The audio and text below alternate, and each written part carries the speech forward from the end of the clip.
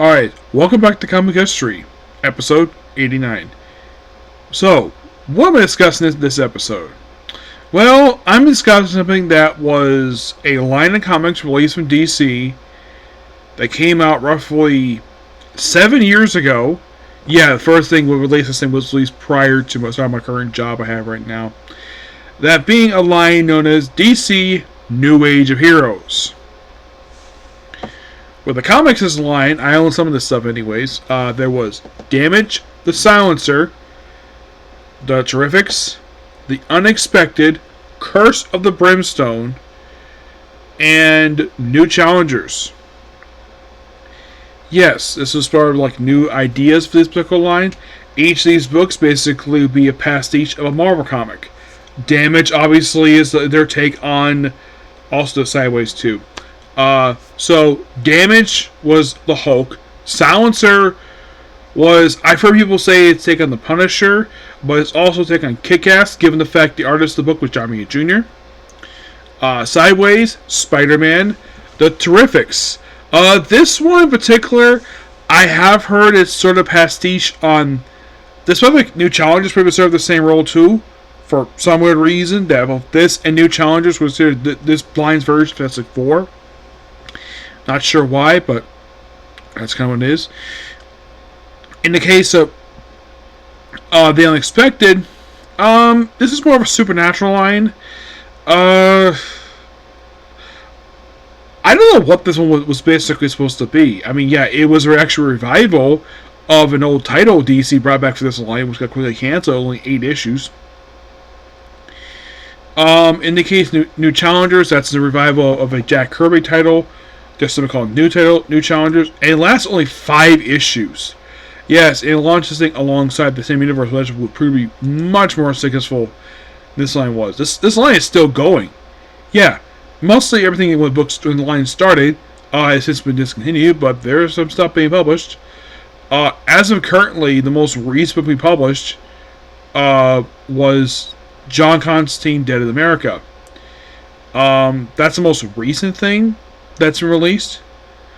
But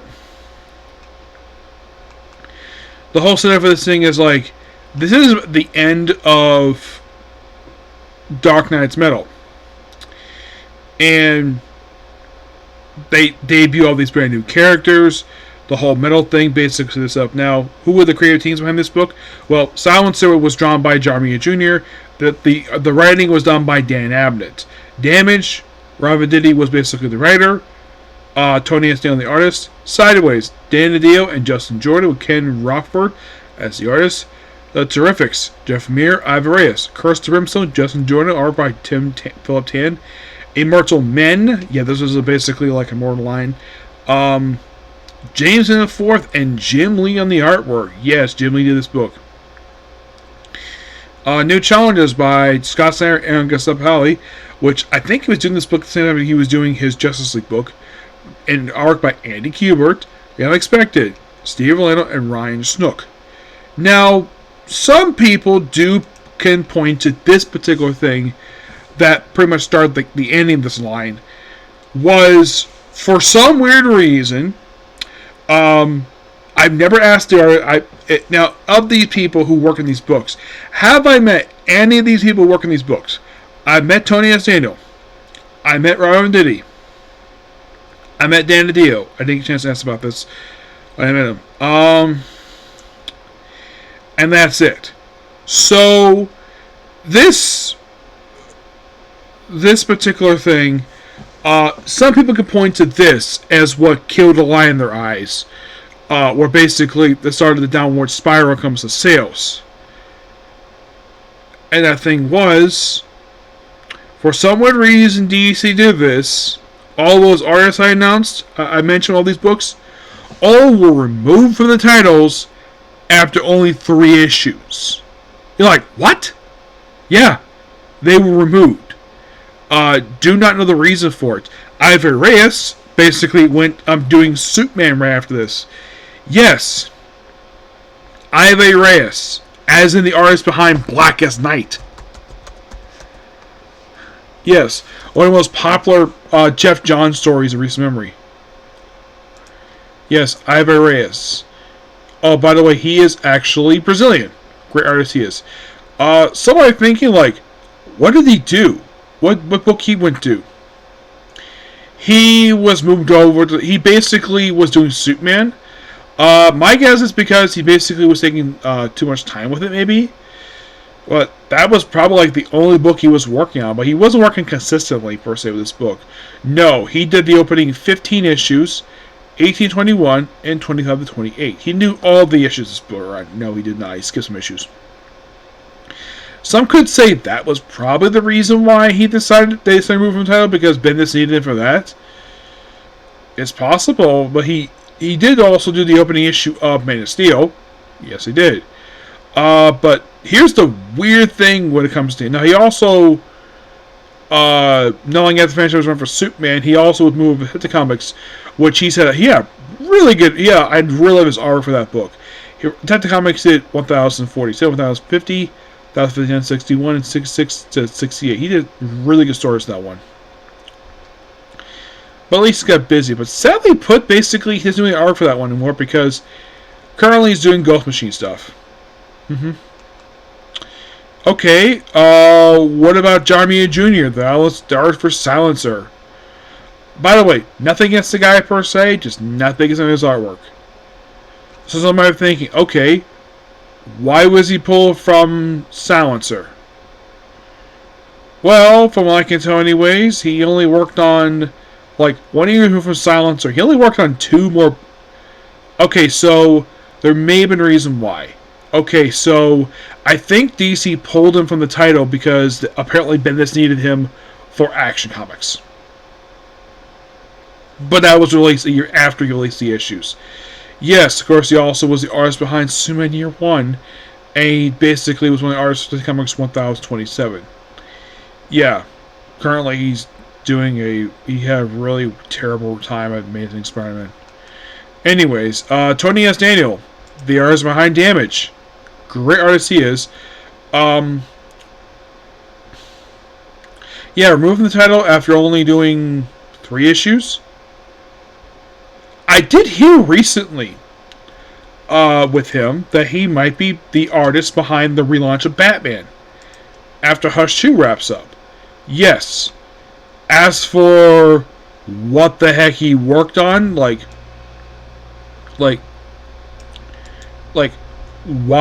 book was he pulled to work on per se?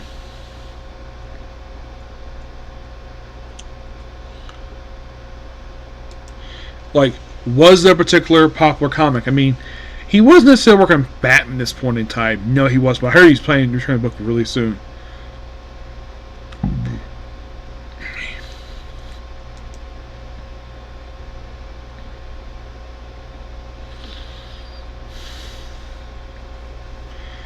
I mean, if John Romita Jr. went to Action Comics and Everett went to Superman, you might be thinking, okay, was Tony Estino put on Batman?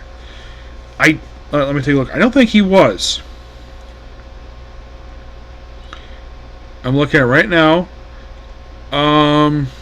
Let's see, this was 2018, I think it was.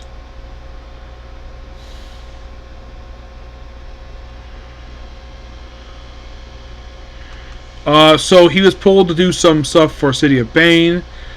He actually did return for 2 of the last issues for Chip Zdarsky's run for Batman. Yes, probably should have later, but you might be thinking, was he pulled to do Superman? No, Superman Action Comics already had their artist, so that wasn't the reason for it. Kenneth Rockford, who was artist behind Sideways, who got the book started. At one point, Bendis added him to Young Justice for some weird reason. Not sure why, but he did. Because that was Bendis' thing. Like any teenage superhero who was tied to Teen Titans, shove him in Young Justice. Sideways was one of them. He practically put in almost every single teenage superhero in DC Comics. Some of which you would have been seen some time in DC Comics and they're practically dumping the book. As to the reason for it, I have no idea. It is a complete mystery. As for Kenneth Rockford, was a Superman? Nope. Like, if they pulled him off sideways... Oh, he actually did do the whole book. Yes. So, okay, he was one who did this whole run. Alright, so... Philip Tan.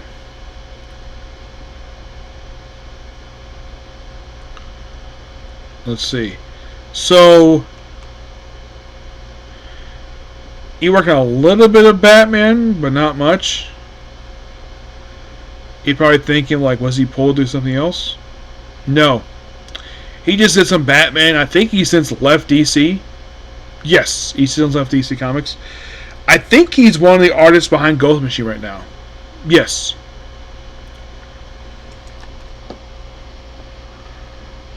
Yeah.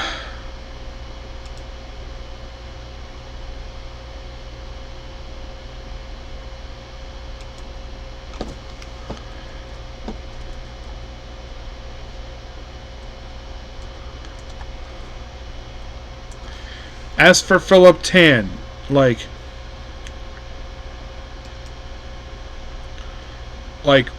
what was he like after he worked on, he was the artist behind Curse of the Brimstone. Did he do the whole title? Well, he did the first 3 issues in issue 5. He didn't do the whole thing. You might be thinking, what was he pulled to do? Some other title. I'm looking at the stuff right now, but I don't think he worked on anything. No, he did not. Not listed here, anyways. Immortal Men, Jim Lee. You probably asking, like, did he do all 6 issues of this book? For the Immortal Men? No, he did just the opening issue. Yeah, 1 issue. My guess is they probably decided to take him off the book because he was busy. Andy Kubert. He did 4 out of the 5 issues released in New Challengers. Yes, believe it or not, New Challengers had 5 issues released.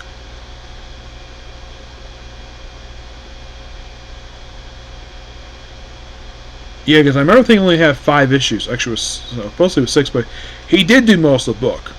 Yes. Ryan Snook, the artist behind The Unexpected.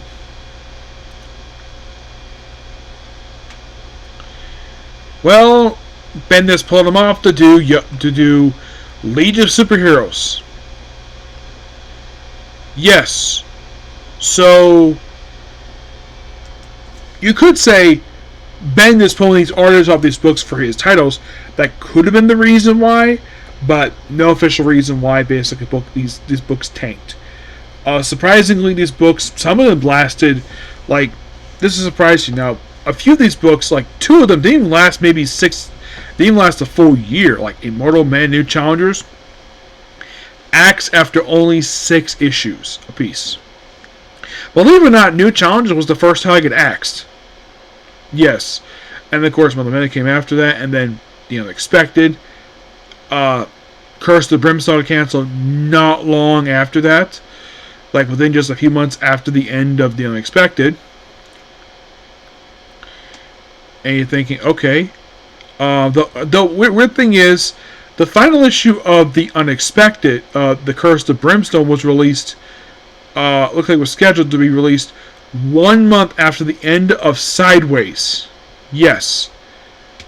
But, and then not only have that Damage ended, and then Silencer. Silencer was surprisingly the second longest head on this run.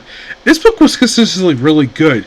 Yeah, she was a really cool character, who afterwards didn't do much per se. No, she did not. Those of you really curious, like, what did she do after the end of her title? Well, she made a cameo, and I think it was Event Leviathan. At least she was featured.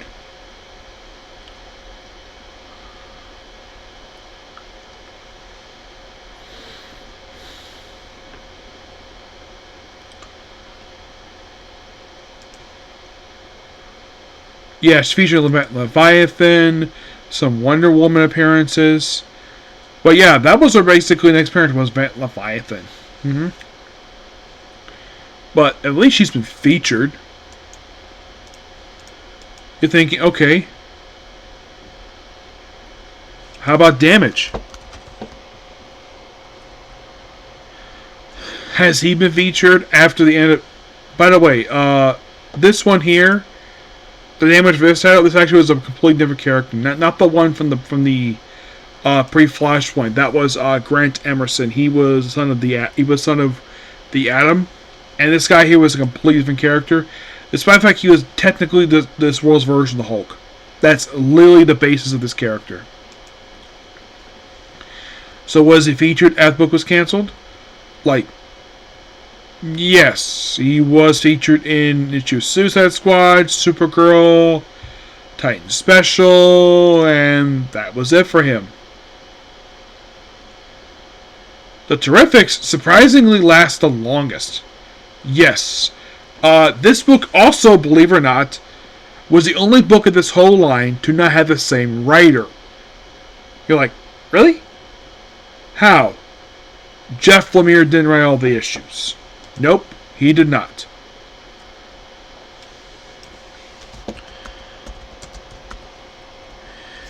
If you're really curious, he wrote the first, 20-ish issues of this book.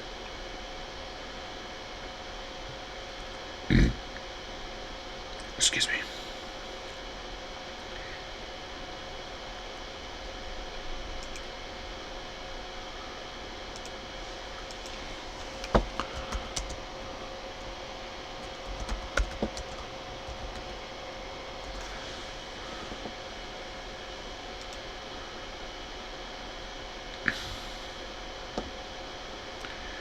Now, as for why he left the book, don't know. I've never asked him.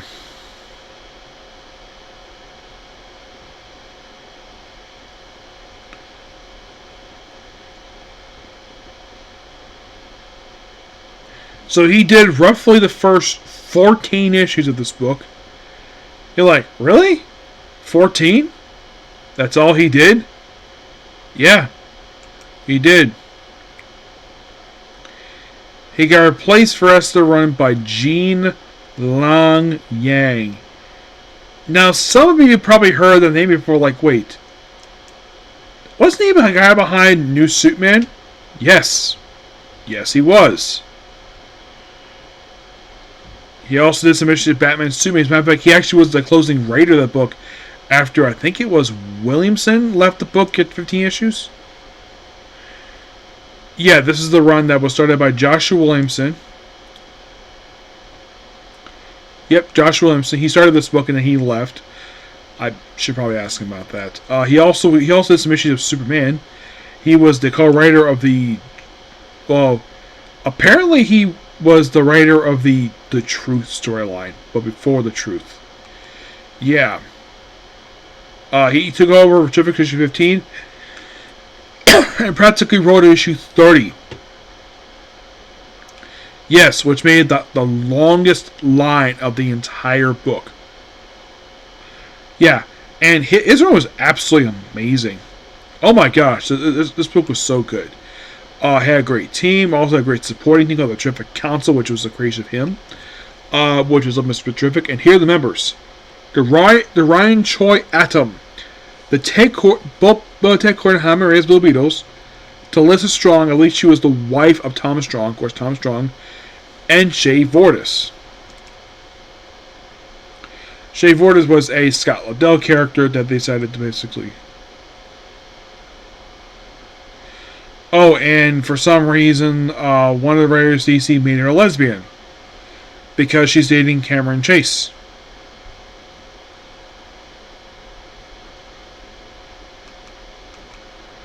And I wonder how basically her original creators felt about her making her a lesbian. I'm not sure why, but The Terrifics themselves team was made of Metamorpho, Miss Terrific, Phantom Girl, and Plastic Man. Yeah, that's your lineup. Reserve members were Miss Terrific, Offspring, and well, it's overall really cool concept. Yeah, Pastiche of Fantastic Four, despite the fact that New Challengers also pretty much was the same thing. Immortal Men, basically, it's like people are immortal. They basically were outside. They basically were just witnesses to stuff going on in the main books. One book that was released around the same time in these books, and I thought for the longest time this book was part of this line, but for some reason it's considered separate, despite it was launched at the same time as this one, as these books, and that was the fifth volume for Hawkman that lasted for 29 issues, also by Ron Venditti as well. He wrote the book along with Damage. I did ask him about why that book ended 20 issues. He was happy, like he was lucky the book lasted that long.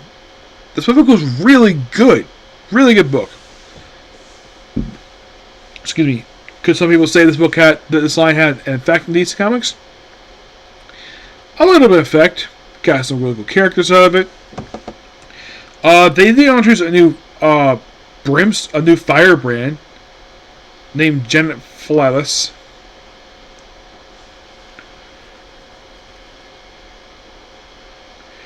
Who they outed her as a lesbian. But like she's an original character, so it's not really a big issue. Yeah. But if I say Lobdell again, I'm asking about this because one of the characters he created has not been out as a lesbian. Yeah, but it's not a really big issue with me. But I'm going to ask him about it next time I see him. But do I think that the new H-Hero line was a bad idea? No. I don't think so. By the way, some of these books did release some annuals. Damage, The Silencer, Sideways, The Terrifics, Curse of Brimstone surprised this book on the annual. The other books did not. I thought, like I said, the books were really good. As for like why the books didn't sell too well, it could be because of change of artists. That's possible. I mean, were the quality of these books bad? For the ones I read, no. They actually were really good. It's just that I think the biggest problem with these books is I don't think it's a case of two books on shelves like Marvel's has.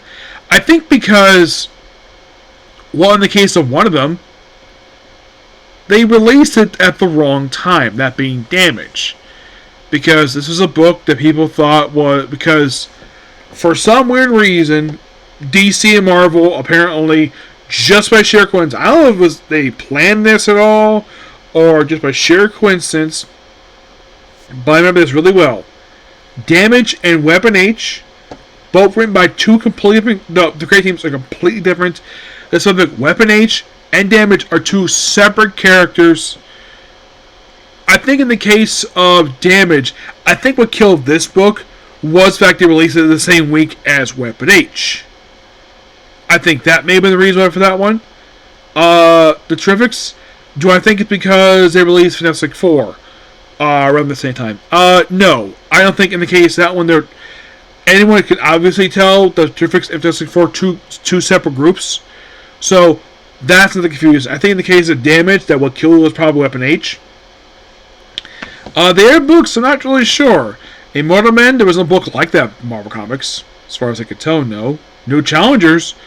You would have thought, though, that a book featuring characters created by Jack the King Kirby might sell really well, but nope. Though, surprisingly, DC brought the book back once again recently as a miniseries. You're like, really? Yeah, really. They brought back the Challengers you know as back as a miniseries.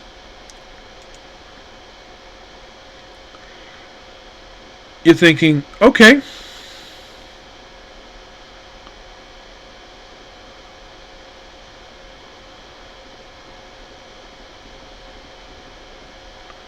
Yeah, well, one of the members, they added one of the group members being, and this is interesting. They added Superman as part of the lineup. You're like, really? Yeah, really. Oh, and here's a little weird fun fact on Challengers. A lot of the book is collected, but not all of it. Yeah. But all in all, like I said, just really good stuff. Stuff I just really enjoy. In the case of, like, do I think there was any, like, I keep saying the whole thing, any bad books. What was, my opinion, the best books? Damage, Silencer, Terrifics. I would definitely say Sideways. Those books, in my opinion, were the best books of the line. Yes. No really worst book, per se. No. I think what also kind of killed it was DC didn't market these books properly. Yeah, DC has kind of had this issue for a while, where occasional books are not marketed properly. Marvel's worst when it comes to marketing. When it comes to comics, they just shut them on shelves half the time. Yep, but not much to say with these. What we'll say here per se. As next comic history is going to do, I'm not sure. Those of you thinking, why did you cover this? Why not? It's been like 5 years since this line ended, officially. When the last book being the Terrifics. Yeah, surprisingly that lasted 2020. And by the last few should released digitally. No, I don't think the books come back anytime soon, though. New Challenge come back as Challenge Unknown, obviously, miniseries. But the rest of the books, Terrifics, I can definitely see the book come back in some way or another. Sideways, not as a solid book, probably as a character feature in some book per se. Silence are kind of the same thing. Damage, I don't see coming back. I'd say the only book I could see DC maybe reviving, even though it's been 5 years, Terrifics. Yep. But I will see you all tomorrow with my reviews for Black Butler, One Piece. From Country of the Master Swordsman, Amiibo Lord of the Forgotten Empire, and more Jiraiya. Okay? See you tomorrow. Bye.